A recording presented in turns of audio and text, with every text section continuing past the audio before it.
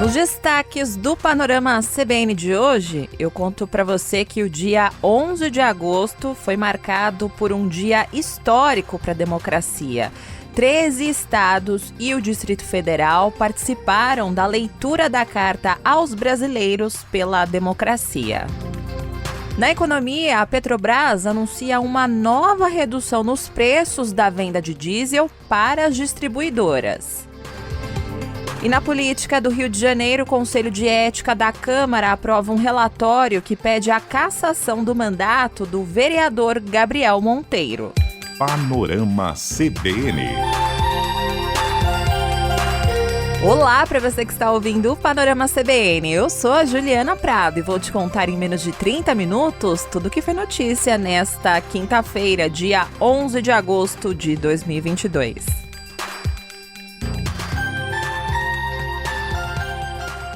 Democracia é procedimento, é prática, é um momento de garantia da coexistência pacífica, que assim como a felicidade exige cuidado, vigilância e de quando em quando que nos unamos para reafirmar que fora da democracia com direitos não se conhece meios para que uma sociedade complexa, heterogênea e plural possa se desenvolver, distribuir bem-estar e justiça.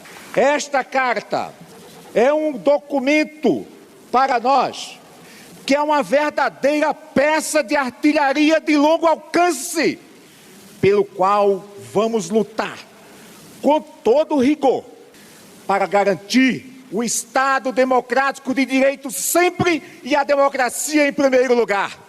E o respeito ao resultado das eleições emanado do legítimo poder do povo, através do sistema eleitoral mais transparente e confiável do mundo.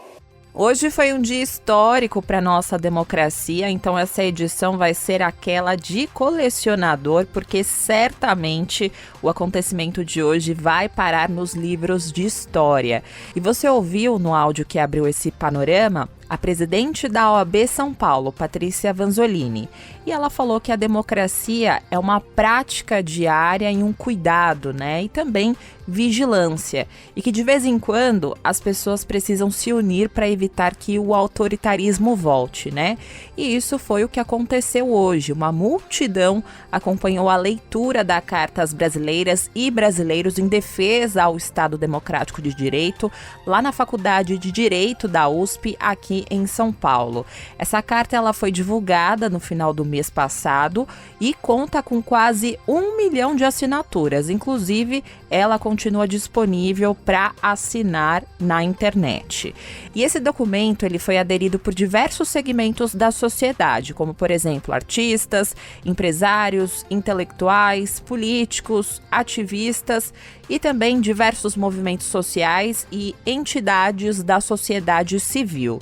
E no começo desse episódio você ouviu o discurso de Francisco Canindé, que é secretário-geral da UGT. Então esse é um exemplo para mostrar para você que é um movimento muito simbólico. Inclusive hoje o jurista Oscar Vilhena Vieira, que é membro do Comitê do Manifesto, disse que o movimento é apartidário, ou seja, não tem tendência política, e o que está em jogo é a soberania popular por meio do respeito ao voto e às eleições. Essa carta, ela foi lida hoje no pátio da Arcadas do Largo de São Francisco por 4 juristas, pela Eunice Jesus Prudente, que é professora da Faculdade Zumbi dos Palmares, Maria Paula Dalari Butti, que é professora da Faculdade de Direito da USP, o ex-ministro do Superior Tribunal Militar, Flávio Flores da Cunha Birimbat, também leu essa carta, juntamente com Anelisa Bechara, vice-diretora da Faculdade de Direito da USP. E essa carta foi lida no mesmo local onde há 45 anos foi lida a primeira carta aos brasileiros em 1977, em meio à ditadura militar. E hoje esse documento fez uma defesa enfática ao nosso sistema eleitoral brasileiro. No Brasil atual, não há mais espaço para retrocessos autoritários. Ditadura e tortura pertencem ao passado. a solução dos imensos desafios da sociedade brasileira passa necessariamente pelo respeito ao resultado das eleições. Em vigília cívica contra as tentativas de rupturas, bradamos de forma uníssona: Estado democrático de direito sempre! Várias pessoas discursaram durante esse evento e eu separei aqui para você a fala do diretor da Faculdade de Direito da USP, Celso Campilongo. Ele defendeu que as Forças Armadas não se intrometam no processo eleitoral. Estado democrático de direito tem muitas definições, nós podemos dar uma sintética. Significa, em primeiríssimo lugar, o respeito às leis. Significa também princípio da publicidade daquilo que acontece no processo eleitoral, da publicidade e da confiança que se deposita no sistema eleitoral. E a combinação de legalidade com publicidade me permite caminhar para o terceiro elemento fundamental do Estado democrático de direito, que é o controle da legalidade e da publicidade pelas instituições com competência para fazê-lo. No caso das nossas eleições, uma, e apenas uma, o Tribunal Superior Eleitoral. Num Estado democrático de direito, o direito controla e dosa o uso da força. A única força que pode dizer algo a respeito do processo eleitoral brasileiro é a força do eleitor, é a força do brasileiro e de ninguém mais. No evento tinha até uma orientação para que os oradores não mencionassem o nome de candidatos e nem fizessem declarações com críticas diretas ao presidente Jair Bolsonaro, numa tentativa aí de manter o caráter apartidário do ato. Tanto que a carta nem tem o nome do presidente Jair Bolsonaro. Mas não adiantou muito isso, porque o público entoou gritos de fora Bolsonaro após a leitura desse documento. Só que antes dessa leitura da carta da USP, no Salão Nobre do Largo de São Francisco, foi lido um outro manifesto, dessa vez aquele que foi organizado pela Fiesp e por centrais sindicais, também em defesa da democracia e ao Poder Judiciário. Esse manifesto foi lido pelo ex-ministro da Justiça, José Carlos Dias.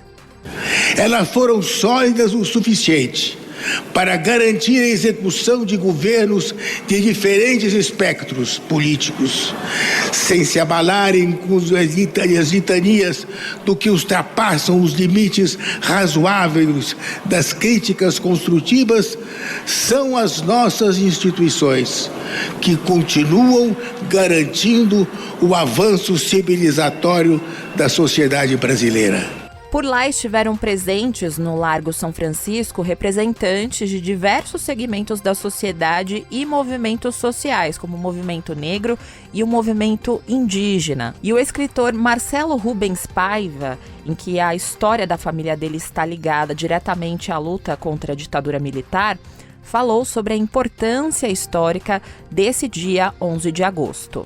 Primeiro, é chocante saber que depois de tantos anos a gente tem que voltar para defender o Estado de Direito brasileiro.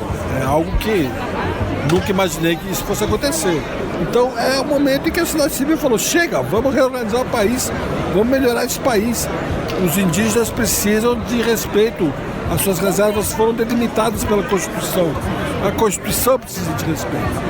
Então hoje é o momento que a sociedade pode finalmente, depois de ficar 2 anos em pandemia, se manifestar. Já o ex-jogador Casagrande comparou esse dia com o movimento pelas Diretas Já, que aconteceu nos anos 80, do qual ele também fez parte ativamente. Eu sei que vai ficar para a história, porque quando eu estava no Palanque em 84, no Vale do Anhangabaú, mais de 1 milhão de pessoas, a gente estava vivenciando e não percebe a importância da coisa. E aquilo ficou para a história. Então, como eu já tenho aquela experiência daquele dia, eu sei que isso vai ficar para a história. Eu sei que isso vai, daqui 10, 15 anos, as pessoas vão falar desse dia, porque nós vamos vencer, nós vamos proteger a nossa democracia. O acesso ao prédio não foi aberto ao público, só ficou restrito mesmo a jornalistas e convidados, mas do lado de fora, manifestantes se reuniram também em um ato, onde a leitura da carta foi acompanhada por meio de um telão. E essa leitura dessa carta também aconteceu de forma simultânea em várias universidades, em 13 estados e também no Distrito Federal. E teve também uma leitura dessa mesma carta, só que dessa vez em inglês, na Universidade King's College, em Londres. Enquanto houver racismo, não haverá democracia. O ano de 1977 marcou uma inflexão importante no movimento democrático nacional. O Brasil superou a ditadura militar. Nossas eleições com o processo eletrônico de apuração têm servido exemplo ao mundo. A luta faz a lei e garante a democracia. Tivemos várias alternâncias de poder com respeito ao resultado das urnas e transição republicana de governo. A solução dos imensos desafios da sociedade brasileira passa necessariamente pelo respeito ao resultado das eleições. Our elections with the electronic counting process have served as an example to the world. We had several alternations of power which respected the results of the polls and led to a Republican transition of government. Electronic voting machines, as well as the electoral justice, proved to be safe and reliable. CBN Eleições 2022. Hoje também o presidente do Tribunal Superior Eleitoral, o ministro Edson Fachin, divulgou uma mensagem em defesa da Constituição, da democracia e do sistema eleitoral, e também contra a desinformação e atos que flertam com o retrocesso. Para Fachin, trata-se agora de um momento decisivo para a história da República. E Fachin enviou essa carta, que foi lida no ato na Universidade Federal do Rio Grande do Sul. Como eu falei, ele mais uma vez defendeu a democracia, ele fez um alerta para a necessidade de se rebater narrativas que semeiam o conflito e buscam minar a estabilidade política e também o clima de normalidade das eleições. O texto que ele escreveu diz que é preciso rejeitar categoricamente qualquer tentativa de flerte com retrocesso e coibir a desinformação que pretende justificar o injustificável. Nesse documento, Fachin ressalta que a Justiça Eleitoral tem permitido a circulação do poder de acordo com a vontade popular, sem fraudes ou traumas sociais. Essa carta não foi lida por Fachin, ela foi lida, na verdade, pela professora Cláudia Lima Marques, na Universidade Federal do Rio Grande do Sul, e ela lê um trecho em que Fachin condena o que chama de malabarismos argumentativos e que também diz que é preciso levar a Constituição a sério. A defesa da ordem constitucional e, consequentemente, da dignidade humana impõe a rejeição categórica do flertar com o retrocesso e, com isso, a recusa incondicionada e a improtelável coibição de práticas desinformativas que pretendem, com perfumaria retórica e pretextos inventados, justificar a injustificável rejeição do julgamento popular. É necessário levar a Constituição a sério, defender obstinadamente a posição soberana e sagrada da cidadania. Nesse texto, Fachin também diz que defender as eleições é preservar o cerne vital da agenda democrática, que, acima de todas as ideologias, busca uma comunidade pacífica, civilizada e livre. Por fim, o ministro Fachin reforçou que não há qualquer registro de fraude e que o voto eletrônico já foi referendado reiteradamente por especialistas independentes e é tido como um exemplo para todo o planeta. Já o presidente do Congresso Nacional, Rodrigo Pacheco, também se pronunciou hoje. Ele disse em uma rede social que, abre aspas, o Congresso Nacional sempre será o guardião da democracia e não aceitará qualquer movimento que signifique retrocesso e autoritarismo, e que não há a menor dúvida que a solução para os problemas do país passa necessariamente pela presença do Estado de Direito, pelo respeito às instituições e apoio irrestrito às manifestações pacíficas, à liberdade de expressão e ao processo eleitoral, fecha aspas. Por fim, o presidente da Câmara, Arthur Lira, também não perdeu o timing dessa vez e se pronunciou hoje. Ele disse nessa tarde o seguinte, abre aspas, a Câmara dos Deputados é o coração e a síntese da democracia. É a sua representação maior pela sua diversidade e convivência harmônica e permanente dos divergentes. No Legislativo, todos os dias são atos pela democracia, atos que produzem efeitos concretos e transformadores na vida do país e dos brasileiros. Democracia é uma conquista de todos. Fecha aspas. E aí você deve estar se perguntando, né? E o presidente Jair Bolsonaro? Então, hoje, em meio a esses atos em defesa da democracia e após a leitura da carta na USP, o presidente Jair Bolsonaro voltou a ironizar esse manifesto. Ele não chamou de cartinha, mas pelo Twitter ele disse que hoje aconteceu um ato muito importante para o Brasil, que foi a redução do preço do diesel, que foi anunciada pela Petrobras. Inclusive, daqui a pouquinho eu falo mais sobre esse assunto para você, combinado? Mas o que dá para concluir dessa fala de Bolsonaro é que ele continua adotando aquela estratégia de ironizar a carta e tentar descredibilizar esse movimento. Nas redes sociais, o ministro da Casa Civil, Ciro Nogueira, fez o mesmo. Ele escreveu o que chamou de carta aos brasileiros e disse, abre aspas, estamos escrevendo a carta que muda o Brasil para melhor. Combustível mais barato, deflação, aumento do emprego e economia forte, fecha aspas. E o ministro e também os filhos de Bolsonaro fizeram questão de se referir ao presidente como um democrata. Mas o presidente Jair Bolsonaro não falou nada sobre isso. E Ciro Nogueira também não deixou de politizar esse assunto. Ele disse que a democracia é de todos, não pertence a ninguém e exaltou o presidente Jair Bolsonaro. Ciro Nogueira disse que a democracia é garantida pela Constituição e que ela vai vencer o passado e o atraso. No Judiciário, hoje o ministro André Mendonça decidiu levar para julgamento no plenário do Supremo Tribunal Federal as ações que tentam suspender a mudança que foi feita na Constituição, que garantiu uma série de benefícios sociais nesse ano eleitoral. E isso significa o quê? Que o ministro não quis decidir sozinho, ele optou para que os outros ministros do STF também julguem esse assunto.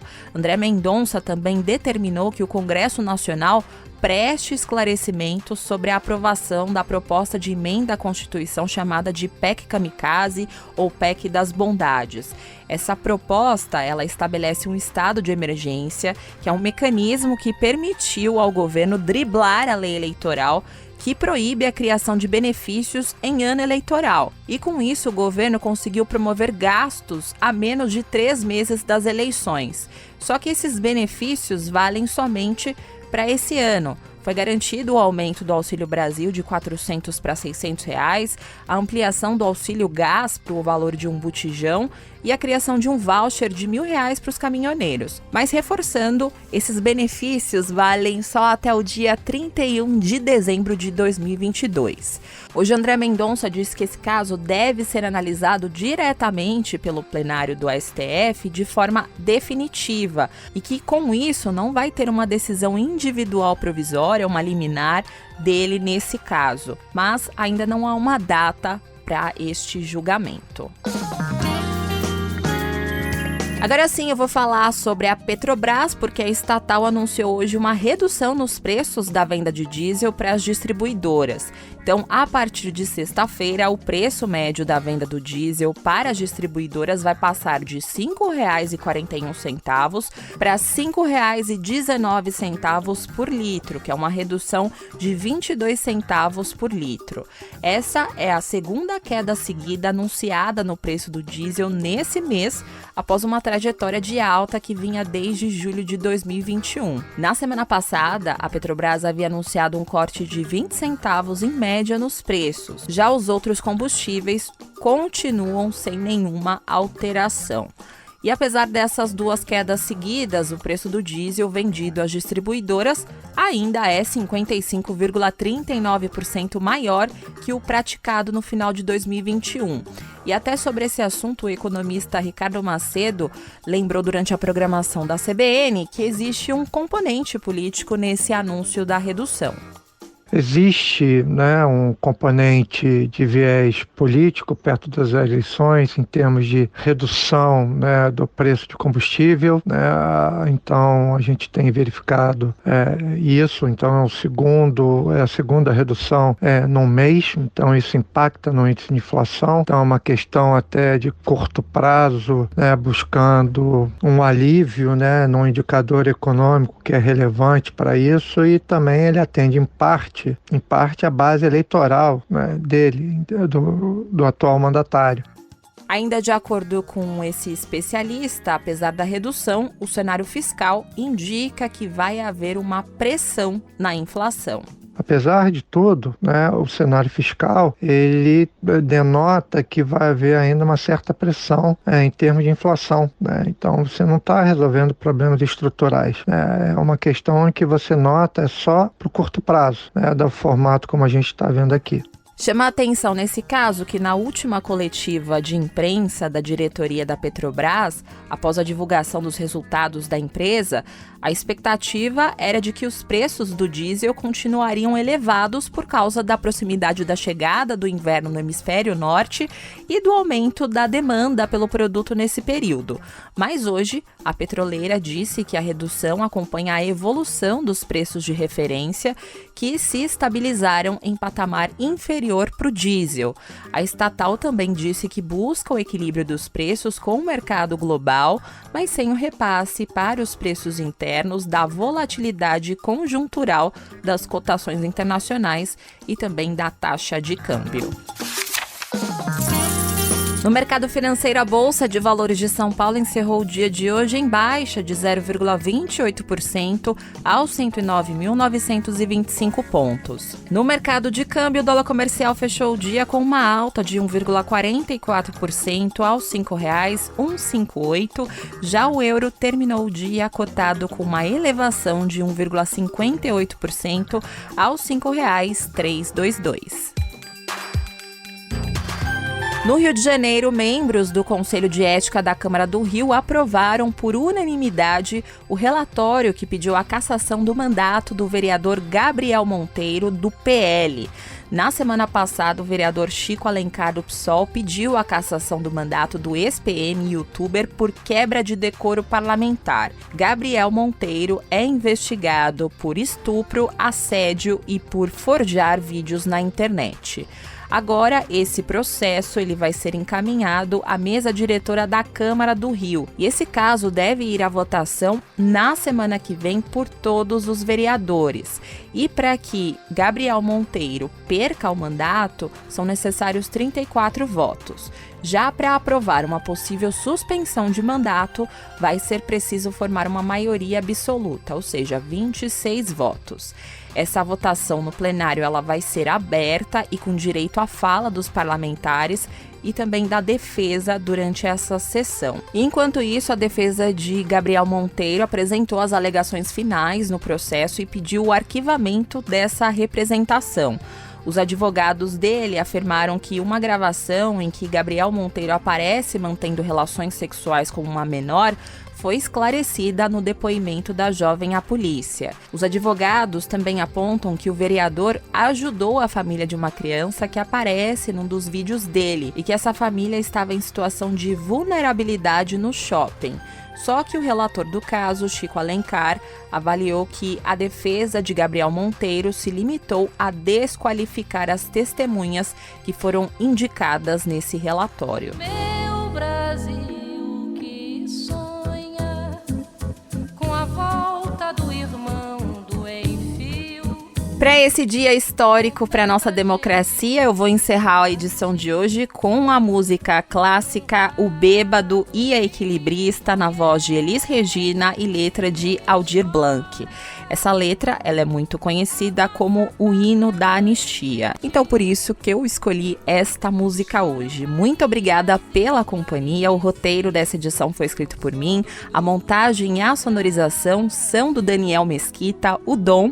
E você pode me encontrar lá nas redes sociais, no @Juliana_Deprado no Twitter. No Insta é só procurar por @JulianaDeprado. E tem também o e-mail juliana.prado@cbn.com.br. E não se esqueça que amanhã tem a edição da manhã do Panorama CBN com a querida Alexia Souza a partir das 7 horas da manhã. Combinado? Beijos pra você e até mais!